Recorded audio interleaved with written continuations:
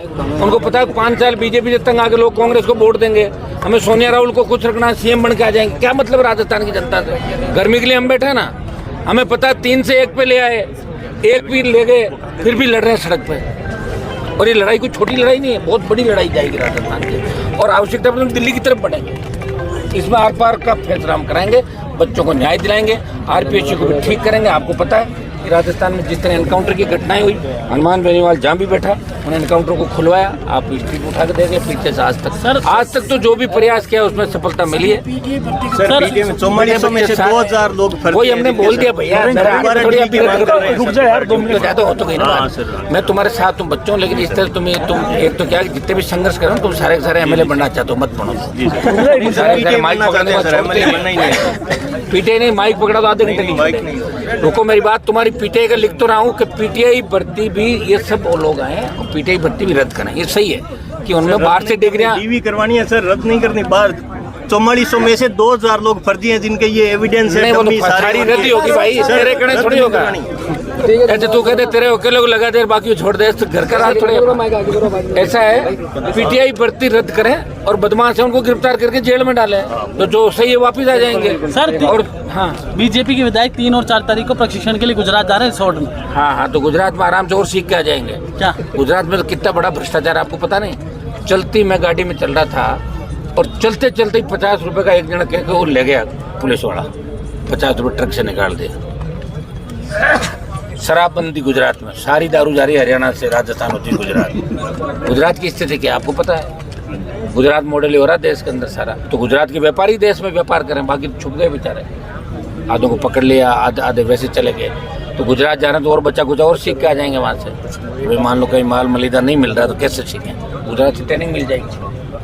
बेनीवाल जी, आपको जान से मारने की धमकी भी दोबारा मिली है, QRT सिक्योरिटी आपको देने की बात की गई थी, सुरक्षा व्यवस्था बढ़ाई गई है आपकी, ना के बराबर नजर आ रही है। क्या कौन देता QRT हमारे को जान से?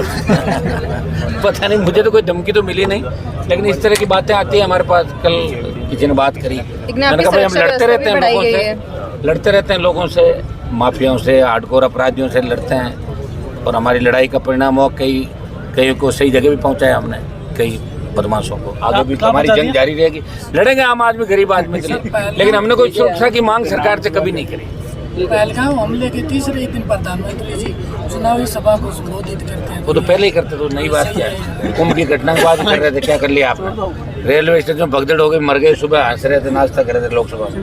अरे भाई है ही नहीं विपक्ष, तो करेंगे ऐसा? विपक्ष कहाँ है? राहुल गांधी जी क्या कर रहे हैं?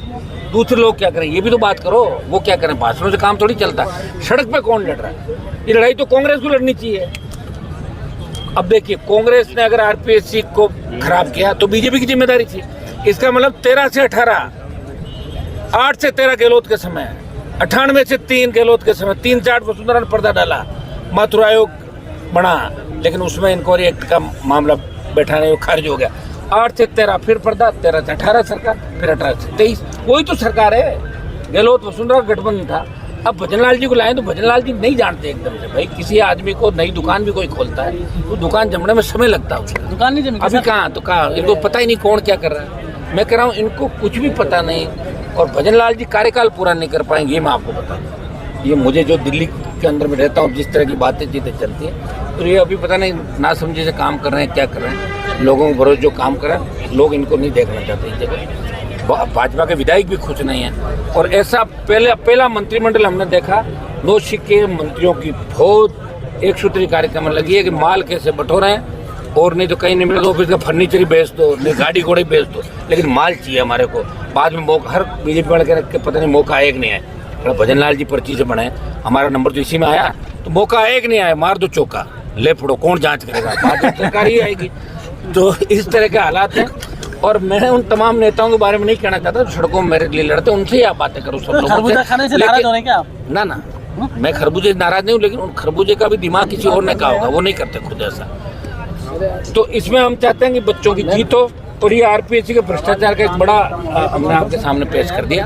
अब आप लोग, ये मीडिया लोकतंत्र का चौथा स्तंभ है, और आप लोग इन बच्चों की लड़ाई के अंदर मदद करें, और इसके अंदर हम इन बच्चों को जीत दिलाएंगे। भजनलाल सरकार के घुटने टिकवाएंगे, कांग्रेस का भी पर्दाफाश करेंगे।